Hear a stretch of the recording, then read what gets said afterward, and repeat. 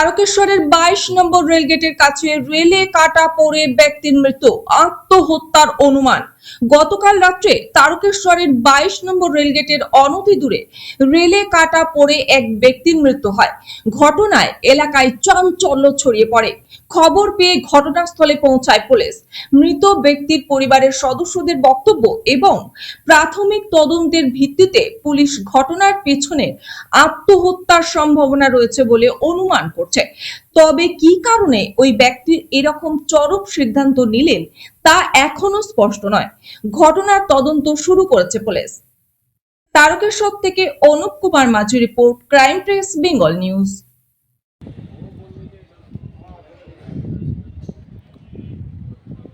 নমস্কার দর্শক বন্ধু, আমরা এখন আছি তারকেশ্বর জিআরপি থানার সামনে। তো গতকাল রাত্রি 12:30-1টা নাগাদ একটি দুর্ঘটনা ঘটে ট্রেনে। যতদূর সূত্র মারফত জানা যাচ্ছে যে উনি আত্মহত্যাই করেছেন। তো ওনার বাড়ির লোক এখানে আছেন। তো আসুন আমরা জেনে নিই বিষয়টা কি ঘটেছিল। তো আপনার নাম? আমার নাম সহদেব রুইদাস। তো যিনি আত্মহত্যা করেছেন বলে অনুমান করছেন, উনি আপনার কে হন? আমার ভাই। আপনার ভাইপো। তো বিষয়টা কি ঘটেছিল? বাড়িতে কোনো অশান্তি বা অন্য কিছু? না, অশান্তি কিছু হয়নি। এবার আমাদের সাইডে বাড়ি একটু। আচ্ছা আমরা হচ্ছে যাত্রীত যেটু আর কি। আচ্ছা এবার কখন ওদের কিছু হয়েছে কি আমি ঠিক জানি না।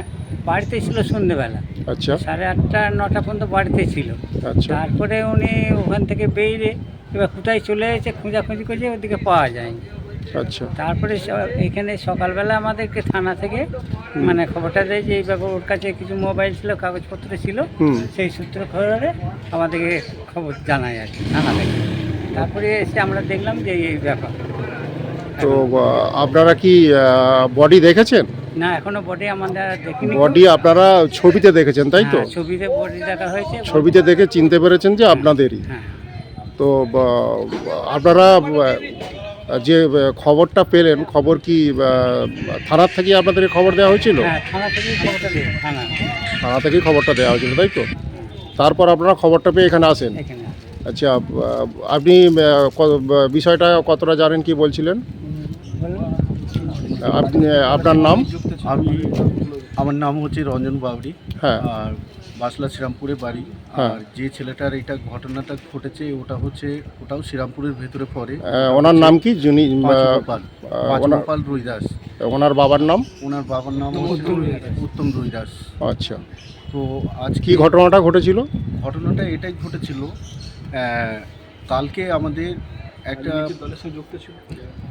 কালকে আমাদের একটা প্রোগ্রাম ছিল তারকেশ্বরে, সেটা আমাদের বিধায়ক ডেকেছিল। আচ্ছা, সন্তুপাল মহাশয় সে আমাদের ডেকেছিল, সব সভাপতিরা আমরা ওখানে গিয়েছিলাম। যাওয়ার পরে এবার আমাদের 5টার সময় মিটিং হয়েছে। মিটিং হওয়ার পরে এবার আমাদের পাশেই দাঁড়িয়েছিল, বসেছিল। জিজ্ঞাসা করলাম, হ্যাঁ রে, মন মেজাজ খারাপ কেন? কিছু একটা কোনো জবাবও দিল না। তারপরে মিটিং শেষ হয়ে যাওয়ার পরে আমরা সমস্ত মানুষ বাড়ি চলে এসেছি। ওনাকেও বাড়ি নিয়ে চলে এসেছি। বাড়ি নিয়ে এসে এবার বাড়িতে এসে এবার তার বাড়ির ওপরে, স্ত্রীর ওপরে, বাচ্চার ওপরে সে মারধর করেছে। মারধর করার পরে ঘরে তাদের তালা পর্যন্ত দিয়ে দিয়েছে। আর সেই খাতা পেন নিয়ে আবার সেই যেখানে মিটিংটা হয়েছিল সেই জায়গাতে আবার চলে এসেছে রাতারাতির মধ্যে। তো জানি না, হয়তো ওখানে তারপরে হয়তো পেয়েছে কি পায়নি সেটা কি বলতে পারছি না। তারপরে শুনেছি নাকি যে রাত্রির 12টার সময় নাকি এখানে জিআরপি থেকে এরাই বলে দিল যে রাত্রি 12টার সময় এটা রেলে কাটা পড়ে গেছে। এমনিতেই মাথাটা একটু ঠিক ছিল না। আচ্ছা। তো সেই বিষয় নিয়ে আমরাও রাজনীতি করেছি। ও আমাদের একটা রাজনীতির খুব ভালো ছেলে ছিল। আচ্ছা। আমাদের চেয়েও খুব ভালো রাজনীতি করতো। আচ্ছা। আমাদের সময়ের আগে ও সময় দিত। দীর্ঘদিনের আজকে নয়, আজ হচ্ছে 2019 থেকে আমাদের সাথে রাজনীতি করে গেছে। একটা বুথ সভাপতি, সেটা খুব ভালো আমাদের বুথ সভাপতি। আর এর বাড়িতে অনেকেই প্রচুর একটা বড় কাণ্ড ঘটেছিল 2021-এ, যে এমন অত্যাচার এই টিএমসি সরকার করেছিল যে ওনার বাড়িতে এত টিএমসির লোকেরা অত্যাচার করেছিল, তো তার ভয়েতে পরিবারটা চারিদিকে ছিটকে বেরিয়ে গেছে বাড়ি থেকে। আচ্ছা, বাড়ি থেকে বেরিয়ে যেতে একে একে সব মরে যাচ্ছে তার বাড়িতে। প্রথম ঠাকুমা মরল, তারপরে মরার পরে বাড়ি ফেরত এসেছে, তারপরে কিছুক্ষণ 1 ঘন্টা পরে মা মারা গেল। মা মারা যাবার পরে তারপরে বছরখানেক পরে আবার তার বাবাও মারা গেল। খুব দুঃখজনক ঘটনা। দুঃখ কি বলবো, এমন ওর পরিবারেতে হয়েছে। ওই ছেলেটা দীর্ঘদিনের এত রাজনীতি করে গেছে, ঘরটা দেখলে চোখে আমাদেরও জল এসে যায়।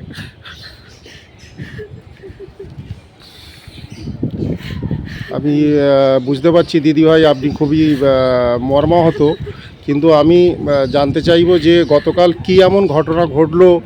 ও আপনার স্বামী উনি, তাই তো? কি এমন ঘটনা ঘটলো আপনার সাথে? কি কোনো মতমালিন্য, ঝগড়াঝাটি এরকম কিছু ঘটেছিল? না, ওসব আমার সঙ্গে কিছুই হয়নি। আমাকে কালকে মিটিং শেষ করে বাড়ি গেল 8টার সময়। হ্যাঁ, দিয়ে খানিকক্ষণ দুয়ারে শুয়েছিল। দিয়ে আমাকে বলছে 9:20-র মধ্যেই আমাকে বেরোতে হবে, আমাকে যেতে হবে। তার মানে আমাদের এখানে রাস্তায় লাইন ধর বলছে চলো ছেলেপুলে। মেয়ে ছেলেটা আমার ঘুমিয়ে গেছে, ওকে টেনে টেনে তুলছে, বাবু ওঠে ওঠে, লাইনে যাবো, গিয়ে 5 মিনিট দাঁড়াবো, দিয়ে চলে আসবো। ও বলছে বাপি আমার ঘুম পেয়েছে, আমি যাবো না, কালকে সকালে তোমার সঙ্গে যেখানে বলবে যাবো। বলছে যাবি না তো তোরা, তাহলে ঘরেই থাক, তোদের কাছে আমি থাকবো না। বলে বাইরে থেকে দৌড়ে চিটকিনিটা দিয়ে আমাদের ঘরে 3 জনকে ঘরে আটকে দিয়ে ও চলে গেছে। দিয়ে কোনো রকমে আচ্ছা, যখন রাত্রিতে আপনার বাড়িতে ওই রকম ছিটকিনি আটকে দিয়ে বেরিয়ে গেছেন উনি, তখন আনুমানিক রাত্রি কটা বাজবে? তখন 9:30 ওরকমই হবে। 9:30 নাগাদ বেরিয়ে গেছেন, তাই তো? তো আপনারা এই যে খবরটা পেলেন, এই দুর্ঘটনার খবরটা কখন পেলেন? তখন বাবা 11:30 11:30 এরকমই হবে। কেন আমার ছেলে মেয়েগুলোকে আমি স্কুলে পাঠিয়েছি, তারপর আমি খবর পেয়েছি। আমি সকালে একজন আমাদের খবরটা আপনাকে কে প্রথম দিলেন? প্রথম কে আমাকে পাড়ার লোকই দিয়েছে। আমি একজনকে বলেছিলাম যে তোমার দাদা ওই চলে গেছে, একবার গিয়ে ওই তারকেশ্বর দিকে গিয়ে একবার দেখো না, কালকে রাত্রে তোমার সঙ্গে এলো, দিয়ে আবার চলে গেল। আমাদের কাছে যেতে বললো, আমরা যাইনি বলে আমাদের কাছে ছিটকিনি দিয়ে ও চলে গেছে, একবার গিয়ে তোমার দাদাকে দেখো না। ওর এমনি মাথাটা ঠিক নেই, এমনি ওষুধ বড়ি খাচ্ছে না, এমনি মাথার এই এতগুলো মা ঠাকমা বাপ সবাই চলে গেল, ঘর দুয়ার সব ভেঙে আমাদের ঘর ছাড়া করলো। সেই সব চিন্তা করে ওর মাথার একটু হয়ে গেছিলো, ঠিক ছিল না, ভালো কাজ ফাজ করতো না। আমি ওই জব করে কাজ করে সংসারটা মেনটেন করে নিত। আচ্ছা, এইরকম দুর্ঘটনা ঘটার পরে কি আপনার স্বামীর দেহটা আপনি দেখেছেন? না, আমি এখনো পর্যন্ত দেখিনি। ছবিতে দেখেছেন, তাই তো? ছবিও আমি দেখিনি, শুধু আমি ও চাবিকাঠি আলমারি সব নিয়ে এসেছিল, 2টো ফোন এনেছিল, সেই সবগুলো দেখেছি। আচ্ছা, ফোনগুলো যেগুলো ওখান থেকে নিয়েছিল সেগুলো দেখে চিনতে পেরেছেন যে এগুলো আপনাদেরই ফোন, তাই তো? হ্যাঁ, ওর গ্যাস লাইট ছিল, ও বিড়ি খেত। আচ্ছা, ঠিক এমনি আছে। নাহলে সকাল থেকে ভালোই ছিল, ভাত খেলো, সকাল থেকে সারাদিন দুয়ারে বসছিল, আমিও ছিলাম। খালি গালে হাত দিয়ে বসে আছে, কি হয়েছে কি হয়েছে, কারোর সঙ্গে কোনো কথাও নেই, কিছু নেই। আমাকে বলছে তুমি ঘর থেকে একদম বাইরে যাবে না, রাস্তায় যাবে না। ফাঁকে বেরোলেই আমার সঙ্গে চাঁদামেচি করছে, বলছে ফাঁকে গেই থাকবে, ঘরে বসতে পারছো না। দিয়ে ওরকম 3টে বাইরে দিয়ে বেরিয়ে এলো, এখানে মিটিং ছিল বলছে। দিয়ে তারপরে তো 8টার সময় বাড়ি গেল, খানিকক্ষণ ছিল। আমি ভাত খেয়ে নাও না গো, সকাল থেকে খাওনি, 10টার সময় ভাত খেয়েছিল। দিয়ে বলে আমি খাবো না, তোমরা খেয়ে নাও। দেখুন, ঘটনাটা খুবই দুঃখজনক, খুবই দুঃখের বিষয়, কিন্তু এই সব বিষয়ে তো উপরওয়ালার ছাড়া কারো হাত নেই। চিন্তা করবেন না, ভালো থাকবেন, ধন্যবাদ। থাকবো, সব তো শেষ হয়ে। নমস্কার দর্শক বন্ধু, ক্রাইম পেস বেঙ্গলের পক্ষ থেকে সকলকে জানাই আন্তরিক অভিনন্দন। এই মুহূর্তে আমরা আছি তারকেশ্বর জিআরপি থানায়। ব্যাপারটা খুবই দুঃখজনক। কেন জিআরপি থানায় আছি সেটা আসুন, এখানে আছেন আরামবাগ সাংগঠনিক জেলা কমিটির সহসভাপতি মাননীয় গণেশ চক্রবর্তী মহাশয়। আসুন ওনার কাছ থেকেই বিষয়টা জেনে নেওয়া যাক। গণেশদা, থানায় জিআরপি থানায় কেন এসেছেন, কী ঘটনা ঘটেছে? দেখুন, আমাদের একজন অত্যন্ত ভালো এবং দরদি কর্মঠ একজন কর্মী, তার নাম হচ্ছে পাঁচু গোপাল রুইদাস। আজকে আমি একটু আগে শুনলাম যে গতকাল রাত্রে সে নাকি আত্মহত্যা করেছে বা ট্রেনে কেটে মারা গেছে। আমি এসে ব্যাপারটা জানতে পারছি এবং জানতে পেরে এখানে এলাম। এই পাঁচু গোপাল রুইদাস ইতিহাস খুব কঠিন, কারণ দীর্ঘদিন এই তৃণমূল সরকার যবে থেকে এসেছে তবে থেকে এই ফ্যামিলিটার উপরে প্রচুর অত্যাচার, শুধুমাত্র বিজেপি করার জন্য, আর কোনো কারণ নয়। উনি ওখানকার বুথের সভাপতি ছিলেন, আর সেই কারণে ওনাকে যাতে বিজেপি না করে সেই কারণে ওনার বাড়ির পাশে গরু বাঁধা নিয়ে ঝগড়া গণ্ডগোল, এমনকি জামা কাপড় রোদে দেওয়া, এইসব নানা রকম ছোটোখাটো কারণেই অহেতুক এই পরিবারটাকে বারবার মারধর এবং অশান্তি করত। আচ্ছা, ওনার এই যে আত্মহত্যা, এই আত্মহত্যার পিছনে কি কারণ বলে আপনি অনুমান করছেন? এইগুলোও একটা কারণ, ওই জন্যই আমি বলছি ব্যাপারটা, কারণ এই পরিবারটার উপরে বারংবার অত্যাচার করে এবং 2021-এ যখন নির্বাচনে তৃণমূল জেতে এই পরিবারে এত বেশি অত্যাচার হয়েছিল, এই পাঁচু গোপালের মা ওখানে মারা যায় ওই ওদের অত্যাচারের ফলে। এবং শুধু তাই নয়, ওকে যখন শ্মশানে যাত্রা করে নিয়ে আসা হয়, ঠিক শ্মশান যাত্রা করে নিয়ে আসার সাথে সাথেই ওর ঠাকুমাও মারা যায়। মানে খুবই দুঃখজনক ঘটনা। আতঙ্কে, মানে এত দুঃখ এবং এত আতঙ্ক, যার ফলে মারা যায়। এবং পরেও কিন্তু থামেনি। এরপরে এটা নিয়ে তার ধনিয়াখালী থানাতে অভিযোগ জানানো হয়েছিল। শুধুমাত্র এই অপরাধে ওদের উপরেতে বারংবার অত্যাচার হয়েছে এবং বারবার মারধর করার ফলে ওর ব্রেনের কিছুটা হলেও বিকৃতি এসেছিল, যেটা আমরা জানি। তো যাই হোক, এবং তার জন্য ও ডাক্তারও দেখিয়েছিল, ওষুধও খেত। তো তাহলে কি মৃত্যুর কারণটা মানসিক অবসাদেরও একটা মানসিক অবসাদের একটা কারণ বলে মনে করছেন? মানসিক অবসাদে ভুগছিল এবং ওর বাবাও মারা গেছিল বছরখানেক পরেই। মানে ওই ঘটনা ঘটার ওই দুজন যে ঘটনা ঘটেছিল, ওর মা এবং ঠাকুমা মারা যাওয়ার 1 বছরের মধ্যে ধীরে ধীরে লোকটি মানে মারাত্মকভাবে শক পায়, শক খেয়ে ওর বাবাও মারা যায়। এখন বর্তমানে এমন একটা পরিস্থিতি তৈরি হলো যে ওই পরিবারটা একেবারে শেষ হয়ে গেল। এরকমই একটা ঘটনা ঘটলো আজকে। যদি বলতেই হয়, এর পিছনে আমি বলবো সম্পূর্ণ তৃণমূলের অত্যাচারের ফলে একটা পরিবার শেষ হয়ে গেল।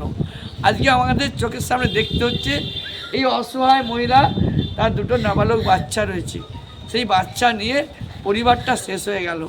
তো যাই হোক, আমি আমার বিজেপির উচ্চ নেতৃত্বের কাছে জানাবো, নিশ্চয়ই তারা কিছু করবেন।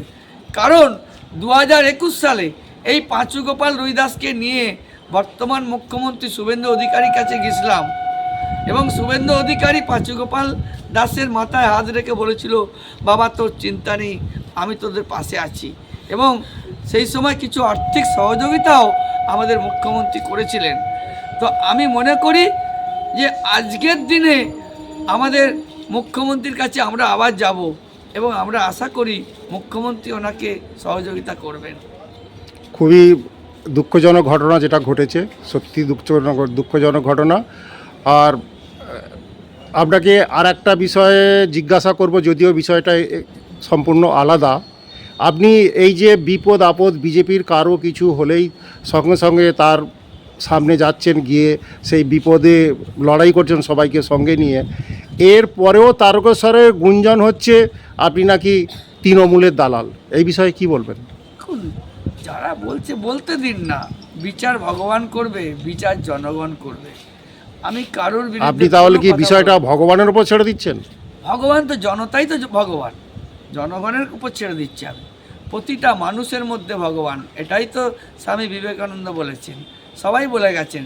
আমরা দেখেছি সিপিএমের সময়, তৃণমূলের সময় যখন রাস্তায় কেউ ছিল না, তখন এক হাতে ফ্ল্যাগ এক হাতে মাইক নিয়ে আপনি একাই প্রচার করেছেন। তা সেই ব্যক্তির বিরুদ্ধে যদি এই রকম আওয়াজ ওঠে যে তৃণমূলের দালাল, তো এই বিষয়ে আপনার কিচ্ছু বলার নেই? আপনি কোনো প্রতিবাদ করবেন না, কিচ্ছু বলবেন না? এটা আপনার কাছে আমার আমি কিছুই বক্তব্য বলবো না, রাখার কারণ- জন্য আমার কারণ অনুরোধ। এটা জনগণই বিচার করবে। যারা বলছে আমি তাদের সম্পর্কে আমি জানিও না কে বলেছে। যদি কেউ বলে থাকে তারা